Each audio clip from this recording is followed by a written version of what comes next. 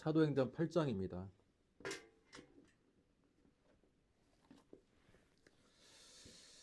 (8장) 14절에서 25절.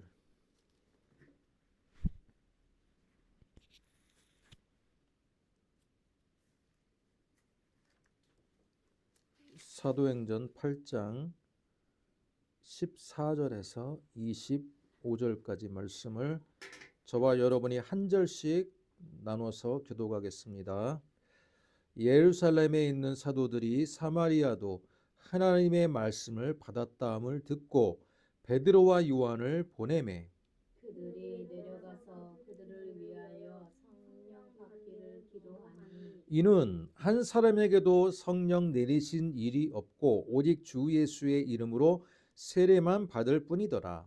이에 두 사도가 그들에게 안수하매 성령을 받는지라. 시몬이 사도들의 안수로 성령 받는 것을 보고 돈을 들여 이르되 이 권능을 내게도 주어 누구든지 내가 안수하는 사람은 성령을 받게 하여 주소서 하니 베드로가 이르되 내가 하나님의 선물을 돈 주고 살 줄로 생각하였으니 내 은과 내가 함께 망할지어다. 하나님 앞에서 내 마음이 바르지 못하니 이 도에는 내가 관계도 없고 분깃될 것도 없느니라. 그러므로 너의 이 악함을 회개하고 주께 기도하라. 혹 마음에 품은 것을 사하여 주시리라. 내가 보니 너는 악독이 가득하며 불이 메인 바 되었도다. 시몬이 대답하여 이르되 나를 위하여 주께 기도하여 말한 것이 하나도 내게 임하지 않게 하소서 하니라. 두 사도가 주의 말씀을 증언하여 말한 후 예루살렘으로 돌아갈새 사마리아인의 여러 마을에서 복음을 전하니라. 아멘. 자, 우리가 오늘 읽은 사도행전 8장의 말씀을 가지고 성령의 임재와 공동체 회복이라는 제목으로 말씀을 우리가 함께 들으면서 은혜를 나누도록 하겠습니다. 한 주간 동안 명절이 있었습니다. 설 명절 동안 잘 지냈습니까? 이번에는 주말을 함께 낀 명절이어서 연휴가 길었습니다. 연휴가 길다 보니까 저희는 한날에 이제 저희 어머니 댁과 장모님 댁을 한날에 다 이제 이동을 했는데 다른 명절 때보다는 그렇게 체증이 그렇게 심하지는 않았습니다.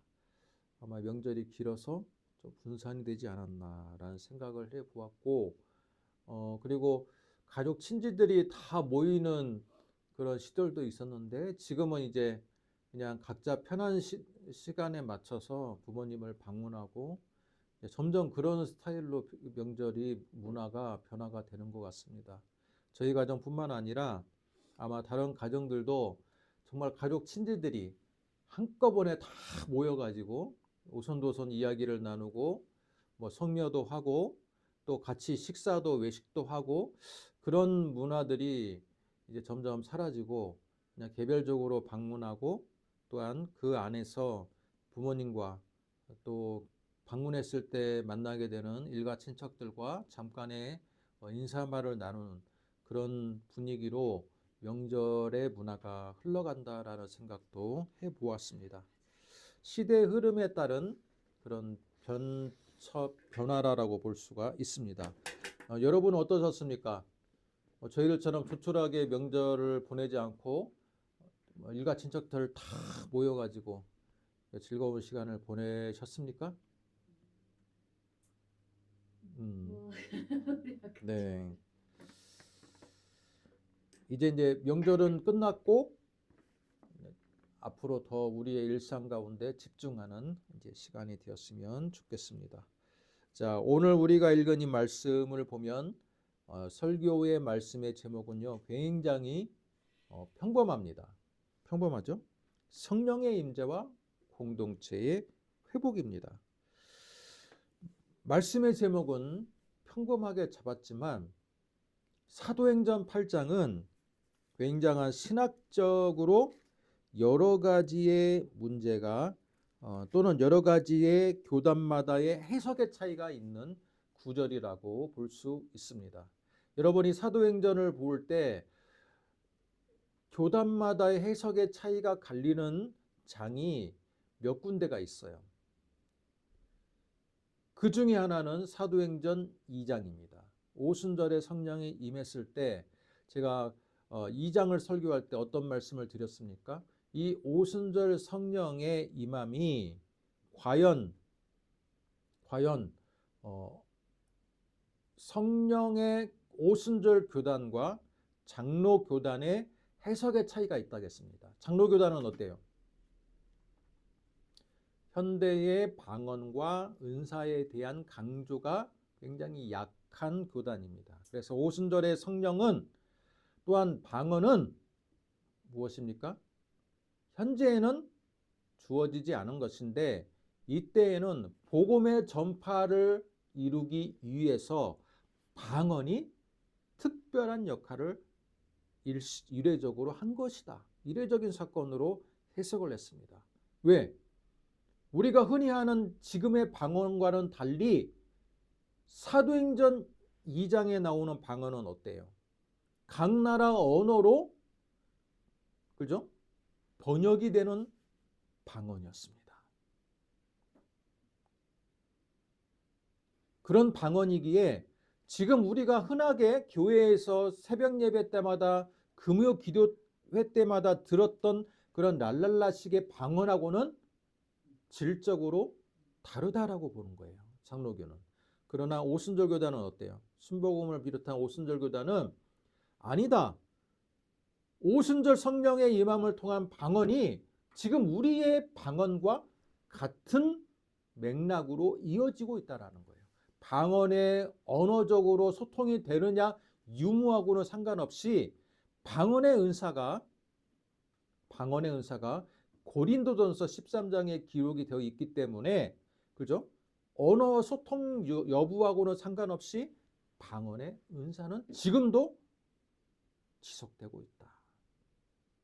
뿐만 아니라 방언뿐만 아니라 많은 은사들이 지금도 이어지고 있기 때문에 우리들은 무엇을 추구해야 된다?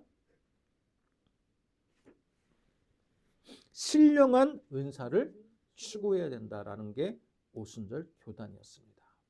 자, 사도행전 2장의 방언에 대한 해석의 교단마다의 차이가 있다는 것을 우리가 알았는데 사도행전 8장에서도 신학적인 해석의 차이가 존재한다는 겁니다. 자, 여러분이 읽었는데 여러분 짐작할 수 있습니까? 오늘 본문에서 어떤 신학적인 차이가 있을 것 같습니까?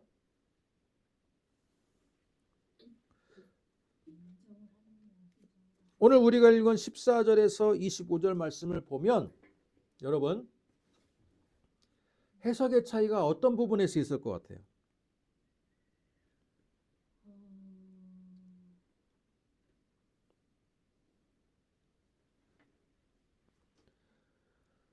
16절 8장 16절이 가장 해석이 갈리는 구절입니다. 이는 한 사람에게도 성령 내리신 일이 없고 오직 주 예수의 이름으로 세례만 받을 뿐이더라. 이에 두 사도가 그들에게 안수하며 성령을 받는지라. 16절과 17절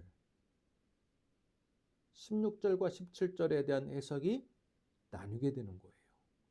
자, 봐보세요. 여러분, 예루살렘의 교회가 맨 처음에 형성된 다음에 사도들은요, 예루살렘 중심으로만 계속 사역을 이어져 나갔습니다. 이어져 나갔어요. 그런데 우리가 지난주에 말씀을 들은 대로 사도행전 7장에 이르러 어때요? 7 집사 가운데 한 사람이었던 스데반 집사가 순교의 잔을 마시면서 이제는 제자들이 그 박해를 피하고자 주변 지역으로 뿔뿔이 흩어지게 되는 사건이 발생한 겁니다. 그 중에 오늘 말씀을 보면 어때요? 5절 그 흩어진 사람들이 두루 다니며 복음의 말씀을 전했는데 빌립인 어때요? 예수님의 제자였던 빌립은 어디로 갔어요? 사마리아로 갔어요. 사마리아. 빌립은 상대적으로 가까운 거리로 가서 복음을 전했습니다. 여러분, 예루살렘에서 사마리아가 어디에 있어요? 갈릴리로 가는 북쪽 방향에 그 갈릴리 중간 지대에 사마리아가 있습니다. 그죠? 하지만 거리상으로는 가깝지만 마음상으로는, 마음의 거리는 어때요? 굉장히 먼 족속들입니다. 예수님 당시에도 그 사마리아인들과 상종하지 않기 위해서 남쪽의 예루살렘 근방에 살던 사람이 갈릴리 쪽으로 가려 할 때 여러분 어디를 지나갑니까? 사마리아를 결코 지나가지 않고 요단강 동쪽에 있는 광야길을 통해서 올라가는 거예요. 우리로 말하면 굉장히 돌아서 가는 거예요. 돌아서 가는 거예요. 왜? 사마리아인들과 얼굴도 마주치기 싫었고 상종하기도 싫었던 굉장한 민족의 거부적인 거부감이 그들을 그렇게 우려하도록 만들었던 것입니다. 그런데 여러분 성령에 충만해지다 보니까 예수님의 제자들이 이제 흩어질 때 사마리아도 가는 거예요. 원래는 성령을 받지 못하고 그죠? 민족적인 감정에 충실했던 제자였다면 결코 사마리아에 가지 않습니다. 그러나 예수님의 제자였던 빌립은 성령이 충만해지니 성령의 인도를 따라서 사마리아로 갔습니다. 그리고 복음을 전했어요. 복음을 전했어요. 아마 사마리아의 복음을 전하니 그 예수님을 만났던 사마리아 여인도 분명히 복음을 접했을 겁니다. 그리고 사마리아인도 예수님을 만난 이후에 예수님의 증언자가 됐잖아요. 그죠? 그 여인에게 엄청난 많은 힘이 되었을 거예요. 빌립의 전도가. 뿐만 아니라 여러분 7절을 보시면 6절과 7절을 보시면 사마리아인들이요 빌립의 말을 듣고 그리고 표적을 보고 한 마음으로 그가 하는 말을 따랐어요. 마음이 열렸다라는 거예요. 그동안 저 유대인이 우리 민족한테 왜 와가지고 이런 복음을 이상한 말을 전하지? 아마 굉장히 마음이 다칠 수도 있어요. 그러나 성령께서 하시니 놀라운 역사가 나타납니다. 7절 봐보세요. 많은 사람에게 붙어있던 더러운 귀신들이 떠나고 중풍병자와 못 걷는 사람이 다 나음을 입었어요. 여러분 이처럼 예수님과 같은 이적이 사마리아인들의 마을에도 벌어진 거예요. 그러자 사람들이 긴가민가 했던 사람들도 어때요? 그 이적을 보고 믿는 거예요. 믿었어요. 12절 빌립이 하나님 나라와 예수 그리스도의 복음을 전한 후에 남녀가 다 세례를 받았어. 물 세례를 받은 거야. 지금으로 말하면 어때요? 침례를 받은 거죠. 이렇게 요단강가에서 침례를 받았어. 그리고 여러분 그렇게 해서 사마리아인에게도 예수 그리스도의 복음이 전해졌다라는 소식을 듣고 예루살렘 교회에서 예수님의 제자가 그걸 확인하러 가는 거예요. 멀지도 않으니까. 그죠? 야, 사마리아 우리 민족의 원수였던 사마리아 지역에도 성령이 역사하는구나 라고 하면서 누구를 파송합니까? 오늘 말씀을 보면 베드로와 요한을 파송하는 거예요. 예루살렘 교회의 거의 두 수장이었던 베드로와 요한이 사마리아로 올라가서 직접 빌립이 했던 사역에 대해서 한번 확인하러 가는 거예요. 사마리아 지역에도 성령이 임했는지 보러 가는 거예요. 그런데 올라갔더니 분명히 물세례는 받았고 제자 빌립을 통해서 많은 병자가 낫는 역사는 발생하였으나 여러분 15, 16, 17절을 보니까 성령이 내리지가 않았어. 성령이 내리지 않고 베드로와 요한이 이들에게도 성령이 임하도록 기도를 했어요. 기도한 이유가 뭐예요? 아직 한 사람에게도 성령 내리신 일이 없고 오직 주 예수의 이름으로 세례만 받았을 뿐이더라 라는 거예요. 여러분, 이 구절을 보고 교단의 칼라가 나뉘지 않겠습니까? 오순절 순복음 교단들은 어떻게 이걸 해석합니까? 이걸 지금까지 이어져 오는 그대로 정형화된 모습이라고 생각해요. 이건 일시적인 현상이 아니라 이게 지금 우리 시대에도 그대로 예수님의 재림 오실 때까지 그대로 통하는 마치 수학의 법칙이나 공리, 그죠? 공식과 같은 스탠다드적인 일이라고 생각하는 거예요. 뭐예요? 야, 교리 공부하고 물세례 받았다고 해서 성령 받은 게 아니야. 어떻게 받아야 돼요? 불로 세례를 받아야지. 너희들이 교리 공부하고 아무리 물세례를 받았다 한들 너희들 방언하지 못하고 은사 받지 못하고 불 받지 못하면 성령 받은 게 아니야. 이걸 그대로 정형화된 해석을 하는 겁니다. 그러다 보니 여러분 순복음은요, 오순절 교단은 어때요? 이 해석대로 말하면 야, 예수 믿는다고 다 성령 받은 거 아니야. 그 얘기를 입에 달고 살아요. 예수 믿는다고 다 성령 받은 거 아니야. 그렇게 그들이 주장하는 근거가 되는 구절이 사도행전 8장 16, 17절이라는 거예요. 반면에 장로교는 이 구절을 어떻게 해석합니까? 장로교는요, 이 구절을 성령께서 사마리아와 예루살렘 교회의 분열을 막기 위한 이례적인 사건으로 보는 거예요.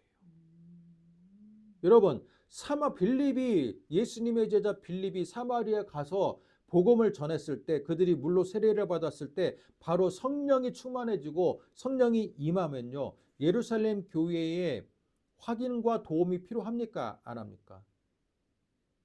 도움 필요하지 않아요. 우리도 성령 받고 우리도 교회 세우면 돼. 그죠? 예루살렘 교회 인허도 필요하지 않아. 게다가 민족적인 감정이 워낙 두 민족 간에 좋지 않기 때문에 야, 우리도 성령 받았어. 너희들이 우리 성령 받고 우리가 교회를 세웠으니까 너희들 우리 교회 타치하지 마. 그렇게 자존심이 센 민족이었기 때문에 예루살렘 교회하고는 동떨어진 교회가 탄생할 수도 있었다라는 거예요. 성령이 그것을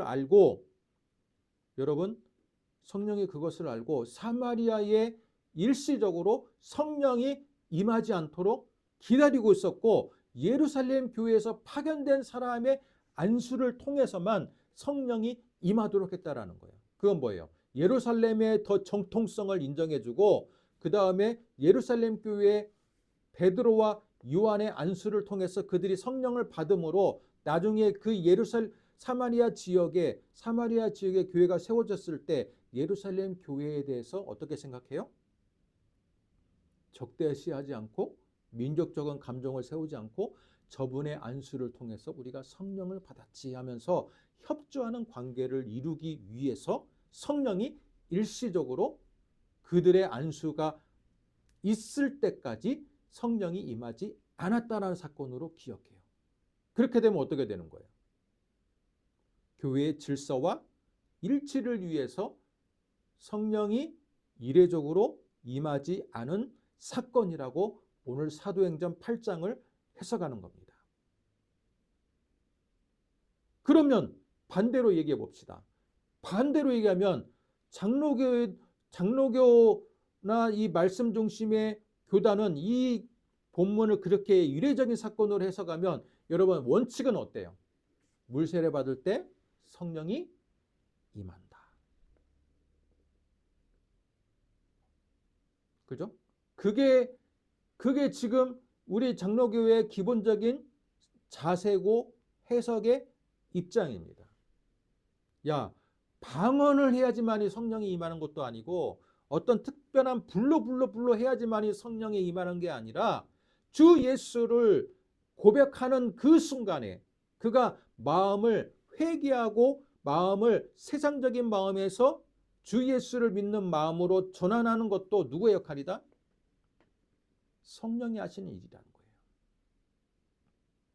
마음이 뜨겁지 않고 은사적인 어떤 그 카리스마적인 성령이 나타나지 않아도 내가 예수를 믿기로 마음이 회심되는 그 순간에도 성령이 작용을 했다라는 거예요.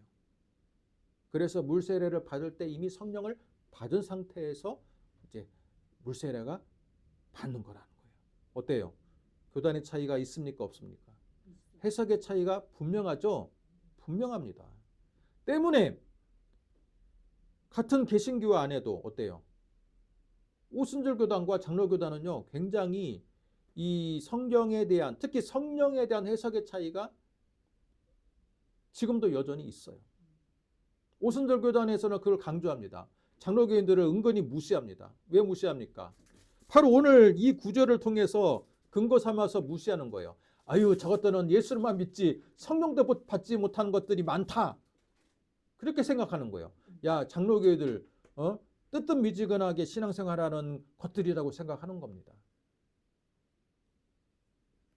오늘 말씀처럼 주 예수의 이름으로, 그죠? 세례는 물세례는 받았으나 교리 공부는 했으나 아직 성령의 세례를 못 받은 자들이 어디에 많다? 장로교에는 많다. 그러니까 오순절 교단이 은근히 장로교를 무시하는 거예요. 반면에 장로교는 어떻게 생각합니까? 그죠? 너무 기복주의고 너무 은사주의야. 은사적으로 뭔가 나타나고 내가 받지 않으면 성령을 안 받았다고 생각하는 거야. 너무 현상중심적인 성령 해석이 있다라고 생각해서 쟤들은, 그죠? 성령의 잔잔한 은혜조차도 그것을 깨우치지 못한 자들이라고 생각하는 거예요.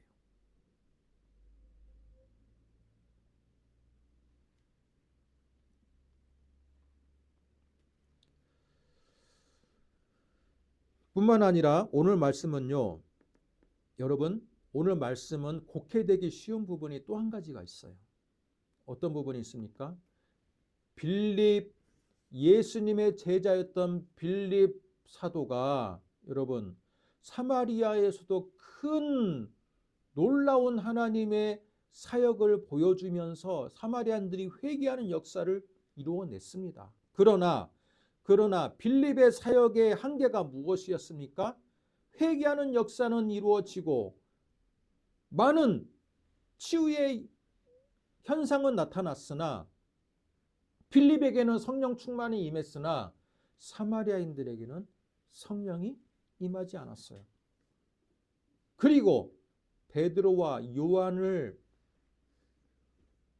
예루살렘 교회에서 파송을 받아 그들이 안수를 해야지만이 비로소 성령이 임했다라는 걸 볼 때 여러분 인간적으로 해석하면 어떻게 돼요?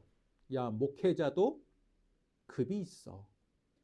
빌립처럼 교리 공부하고 회개시키고 물세례는 받게 할 수 있으나 불세례를 주는 목회자는 따로 있어.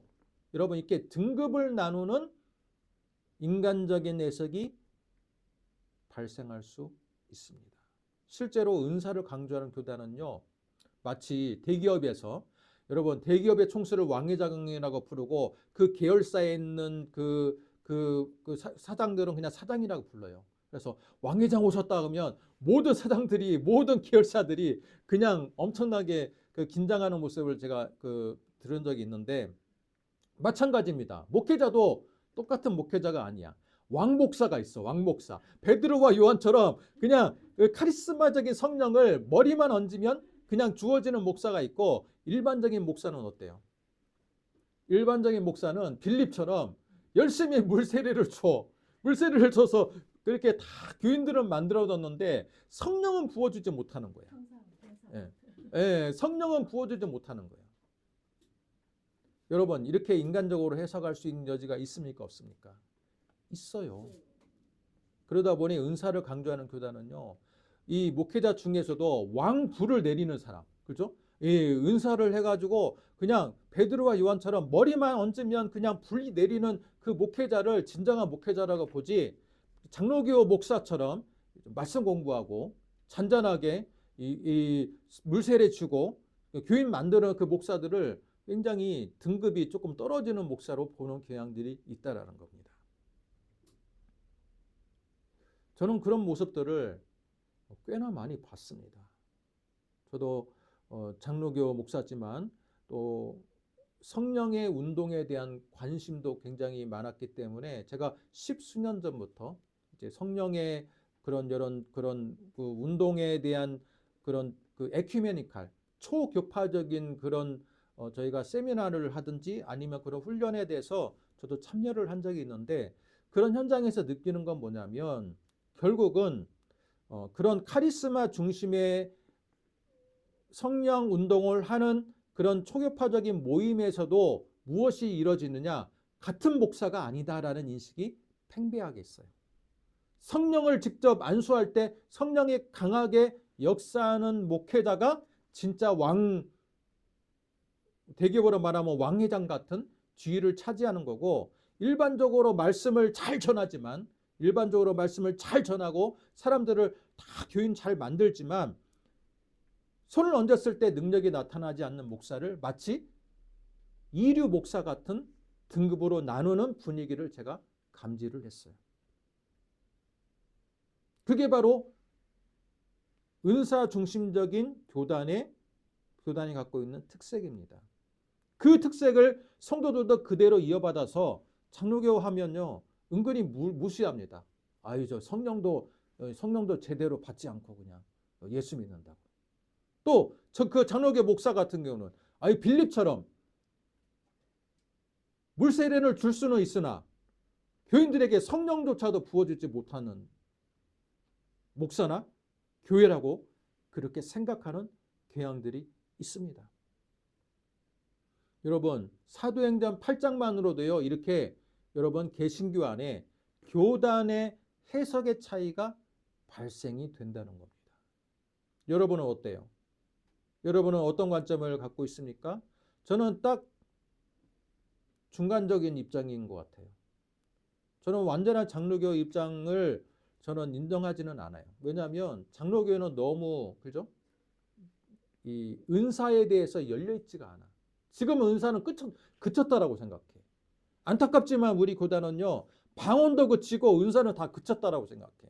이건 초대교회, 예루살렘 교회 또는 디아스포라 교회에 일순적으로 선교를 이루기 위해서 성령께서 그 초기 교회 시절에만 카리스마적인 성령을 부어줬을 뿐이지, 지금처럼 교회가 지구적으로 수많은 수십만 수백만 교회가 생긴 지금에는 굳이 성령의 카리스마적인 성령의 역할은 이제는 필요 없다라고 생각해요. 그러니 장로교는 어때요? 모일 때마다 우리 말씀 공부합시다. 말씀 공부합시다. 우리 세례 받았습니다. 세례 받으면 성령 받은 거예요. 그렇게 이해하는 거예요. 오순절은 어때요? 야, 무슨 물세례만 받는다고 무슨 성령이야? 오늘 말씀 봐봐. 오늘 물세례만 받는다고 해서 성령이 임하는 것도 아니잖아. 이렇게 하고 계속 싸우는 거예요. 장로교도요, 여러분, 목회자마다 해석의 차이가 달라요. 장로교기 때문에 나는 장로교 해석을 그대로 견지한다라고 하는 경우도 있지만, 목회자가 어렸을 때 장로교 신학을 하기 전에 그죠? 성령의 충만함을 받은 목회자는요, 장로교 목회자지만 어떻게 생각해요? 성령에 대해서는 얼마든지 열려 있고 은사는 지금도 활동한다라고 생각해요. 저는 그런 관점에 동의를 하는 사람이에요. 얼마든지 성령의 역할을 우리는 제한해서는 안 된다. 그러나 성령의 역할을 제한하지 않는다고 해서 너무나도 성령을 너무나도 우월시해가지고 성령 받지 않은 것처럼 장로교인들을 무시하거나 성령 받지 않은 것처럼 은사의 능력이 나타나지 않는 성도들을 무시하는 것은 잘못된 관점이다라고 저는 그렇게 봅니다. 무시하는 행위 자체가 성령은요, 교회의 연합을 이루는 영이에요. 오늘 말씀을 봐보세요. 유대인과 사마리아인은 원수였다라니까요. 여러분, 이게 몇십 년간의 원수가 아니라 수백 년 동안 흘러내려온 원수지간이야. 우리가 옛날에 반일 감정을 가졌던 그 감정보다 훨씬 더 골이 깊고 역사가 더 길어요. 그런데 여러분, 훨씬 더 깊은 민족의 감정의 골이 성령 충만한 예수의 제자들에 의해서 그게 골이 메꿔졌다라는 거예요. 그들의 능력입니까? 빌립과 베드로와 요한의 이 세 사람의 능력입니까? 아니에요. 일치를 이루는 성령의 능력이에요. 그것을 우리는 주목해야지. 오늘 본문에서 그렇지 않고, 야, 오늘 봐봐라. 장로교인들 봐봐. 물세례만 받아가지고는 성령 받은 거 아니야. 그렇게 주장하고, 아니야. 이건 이례적인 사건이야.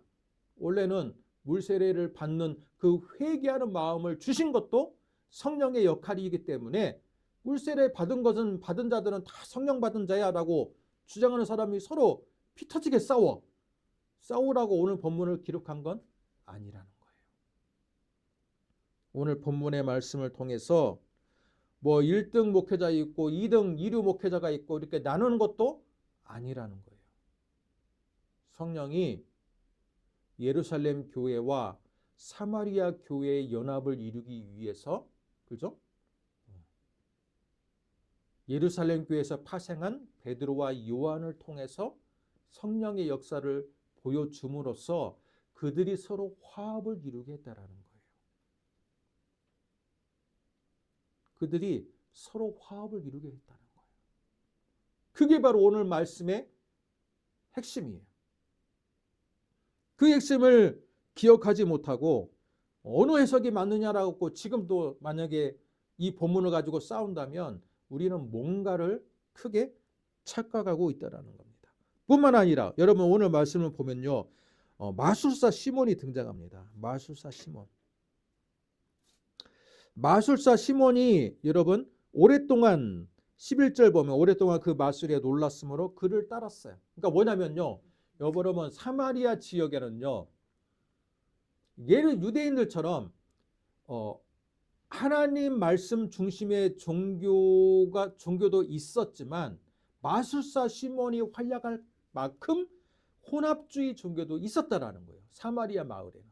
근데 이 마술사 시몬은 무엇으로 먹고 살았냐면 사람들을 미혹해가지고 먹고 사는 사람이야. 우리로 말하면 우리 과거로 말하면 무당이야, 무당. 그죠? 여러 가지 사람들을 미혹하는 점도 쳐주고, 그죠? 점도 쳐주고 이 치유 역사를 하는 것처럼 막 이렇게 사람들을 미혹해가지고 사마리아 지역에서 털을 잡고 먹고 사는 이 마술사 시몬이라는 사람이 있는데 딱 보니까 자기가 밥줄이 끊기게 생겼어. 어때요? 어때요? 자기가 보니까 지금 예수님의 제자 빌립이 자기가 해야 될 역할을 자기도 하지 못하는 그런 놀라운 역사, 기적이 나타나는 거예요. 병자가 낫고, 그죠? 놀라운 은혜가 나타나는 거예요. 중풍병자가 걷고 못 걷는 사람들이 막 나아요.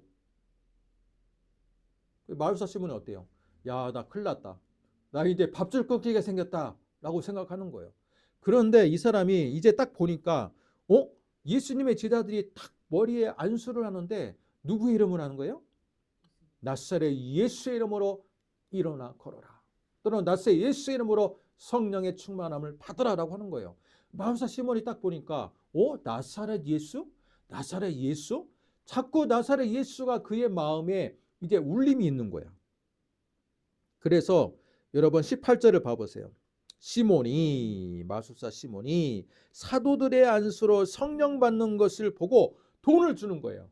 돈을 주고 어떻게 합니까? 이 권능을 내게도 주어 누구든지 내가 안수하는 사람은 성령을 받게 하여 주소서. 이 사람이 어떻게 하는 거예요? 회개하는 게 아니라 나사렛 예수 이름으로 머리에 얹으면 병이 낫네? 놀라운 은사가 나타나네? 그걸 보고 돈을 주고 나에게도 나사렛 예수의 주문을 내가 사용할 수 있도록 허락하게 해달라고 하는 거예요. 그러자 예수님의 제자 베드로가 뭐라고 말합니까? 야, 네가 하나님의 선물을 돈 주고 산다고 생각하느냐? 이 썩어져 없어질 놈아, 빨리 가라. 이렇게 하는 거예요. 그러면서 그 사람에게 절대 그죠? 그런 역사를 허락하지 않았습니다. 그런데 여러분, 우리 시대에도 어쩌면요, 나사렛 예수의 이름이 주문이 될 수 있어요. 마술사처럼. 예, 그래서 맨날 어때요? 나사렛 예수의 이름으로 뭐 해라. 나사렛 예수의 이름으로 마치 귀신을 쫓는 것처럼 기도원 같은 데나 좀 불건전한 데 여러분 그런 성령 사역하는 데가 어때요? 그 사람이 정말 회심이 했느냐? 그 사람의 마음 상태가 얼마나 예수 그리스도의 이름으로 그 변화가 되었느냐를 마음의 변화는 별로 감지하지 않고요. 예수 이름으로 뭔가 주문을 계속 외우는 것처럼, 그죠? 예수의 이름으로 뭘 해라. 자꾸 명령하는 거야. 예수 이름이 자꾸 주문이 되는 거예요.